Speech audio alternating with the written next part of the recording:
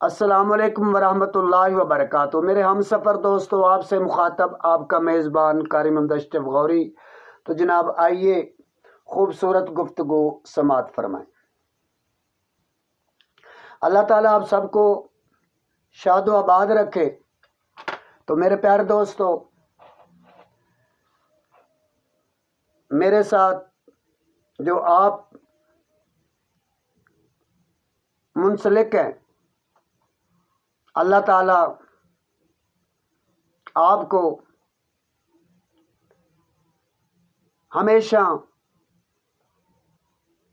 دنیا میں بھی اور آخرت میں بھی خوشیاں نصیب فرمائے، آمین یا رب العالمین۔ تو پیارے دوستو،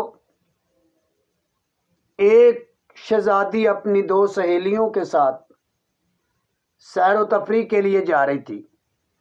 تو ایک اللہ والے نیک بزرگ آدمی انہوں نے کہا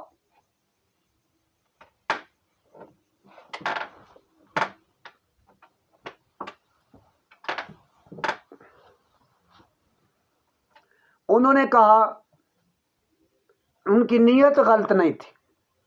تو میرا یہ مقصد یہ ہے کہ یہ بات بہت زیادہ فائدہ مند ہے ہر ایک کے لیے، مرد و خواتین کے لیے یکساں مفید ہے۔ ان باتوں پر ہم توجہ نہیں دیتے، گانے سنتے رہتے ہیں، فضول چیزیں سنتے رہتے ہیں۔ یہ چیزیں آپ سمجھیں، بہت خوبصورت بات ہے، اس کو آپ ہلکا اور کم تر نہ سمجھنا، بلکہ اس طرح کی خوبصورت باتیں آپ خود بھی اپنے ذہن میں رکھیں اور اپنے دوست احباب، آپ کے متعلقین جن کے ساتھ آپ کا واسطہ رہتا ہے، ان کو بھی آپ یہ خوبصورت باتیں سمجھائیں۔ اس سے کھربوں پدموں سے زیادہ فائدہ ہوتا ہے، انسان بہت سے نقصانات سے محفوظ رہتا ہے۔ تو پیارے دوستو، اللہ تبارک و تعالی ہمیں سمجھداری فقاہت نصیب فرمایا، آمین۔ تو اس نے کیا کہا بزرگ نے، وہ شہزادی جا رہی تھی، بادشاہ کی بیٹی، ساتھ اس کے دو سہیلیاں تھیں۔ تو بادشاہ نے کہا، یہ بھی بادشاہ تھا، فقیر بھی جو ہوتے ہیں نا، جو اللہ والے ہوتے ہیں، یہ دنیا دار جو بادشاہ ہوتے ہیں، ان سے بھی بڑے بادشاہ ہوتے ہیں۔ فقیر جو ہے وہ اللہ کی یاد میں رہتے ہیں، اللہ تعالیٰ نے ان کو وہ مقام دیے ہوتے ہیں کہ دنیا کے بادشاہ تو ان کی ایک منزل کو نہیں پہنچ سکتے۔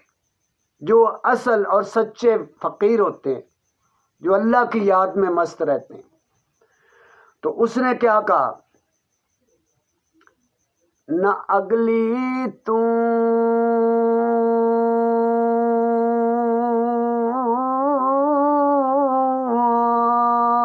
نہ پچھلی تو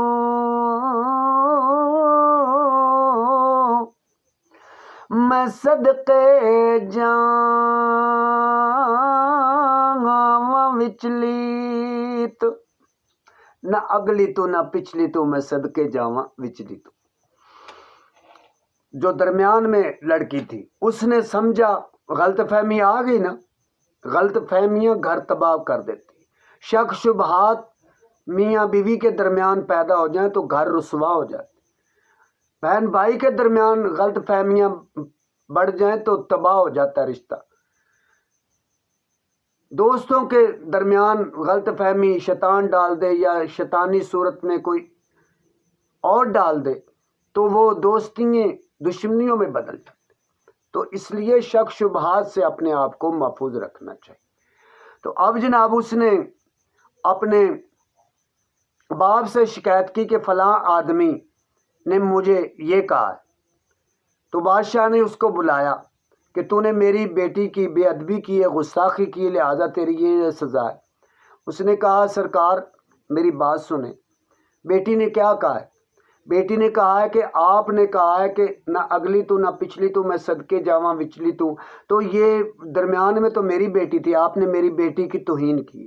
اس نے کہا بادشاہ سلامت، میں نے آپ کی بیٹی کی کوئی توہین نہیں کی، میں نے تو صرف یہ کہا ہے کہ نہ میں بچپن تو قربان جاؤں نہ میں بڑھاپے تو قربان جاؤں، میں تو اپنی درمیان والی زندگی کے بارے میں بات کر رہا تھا کہ جوانی مستانی ہوتی ہے، میں نے یہ تو میری بیٹیوں کی طرح، میں نے اس کے بارے میں کوئی جملہ غلط نہیں کہا۔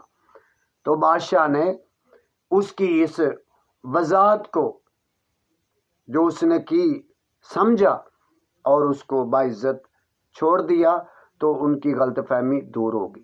اگر وہ بادشاہ اس سے نہ پوچھتا اور وہ فقیر اللہ والا اپنی صفائی پیش نہ کرتا تو جان کا ضیاع ہو جانا تھا۔ اس لیے میرے دوستوں، بزرگوں، بھائیوں، بہنوں، نوجوان دوستوں، جب بھی اگر کوئی معاملہ ہو تو پہلے اس کی سوچ بچار کریں، تحقیق کریں، اور پھر اللہ کریم سے دعا بھی کریں، دعائے خیر، یا اللہ میرے لیے اور جس کے ساتھ میرا واسطہ تعلق ہے اس کے لیے بہتر حل نکال دے اس میں سے۔ اللہ پاک مجھے اور آپ کو دنیا اور آخرت کا امن نصیب فرمائے، آمین یا رب العالمین۔ اجازت دیجیے، آپ کا میزبان قاری محمد اشرف غوری۔